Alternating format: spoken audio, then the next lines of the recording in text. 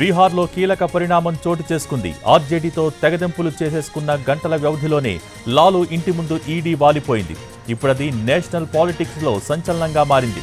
నిన్న లాలూని సుదీర్ఘంగా విచారించిన ఈడీ ఇవాళ పాట్నాలోని లాలూ నివాసంతో పాటు తేజస్వి యాదవ్ ఇంటిలో సోదాలు చేస్తున్నారు. భూ స్కామ్ కేసులో లింకులు రాబడుతున్నారు.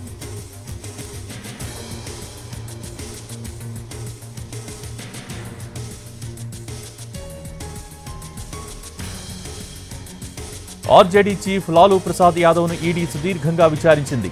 పాట్నాలోని ఈడీ ఆఫీసుకు వచ్చిన లాలూని పలు కోణాల్లో ప్రశ్నలు అడిగింది. భూములు తీసుకుని బదులుగా రైల్వే ఉద్యోగాలు కట్టబెట్టారన్న ఆరోపణలతో మనీ లాండరింగ్ కేసు నమోదైంది. ఈ కేసులో అధికారులు నిన్న రాత్రి వరకు విచారించారు. అర్ధరాత్రి ఈడీ ఆఫీస్ నుంచి లాలూ వెళ్లిపోయారు.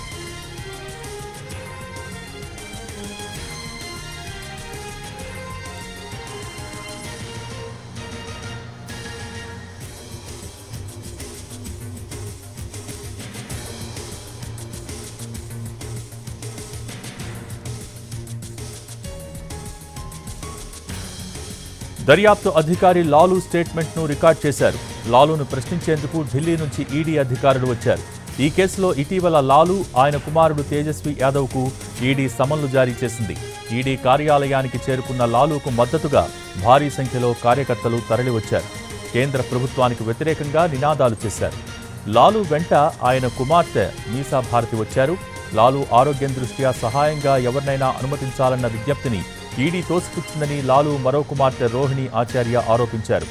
నితీష్ కుమార్ ఆర్జేడీ కాంగ్రెస్ కూటమిని వీడి ఎన్డీఏతో జట్టు కట్టిన మరుసటి రోజే విచారణకు లాలూ హాజరు కావడం గమనార్హం. సోమవారమే కాంగ్రెస్ అగ్రనేత రాహుల్ గాంధీ జోడో న్యాయ యాత్ర బీహార్లో ప్రవేశించింది.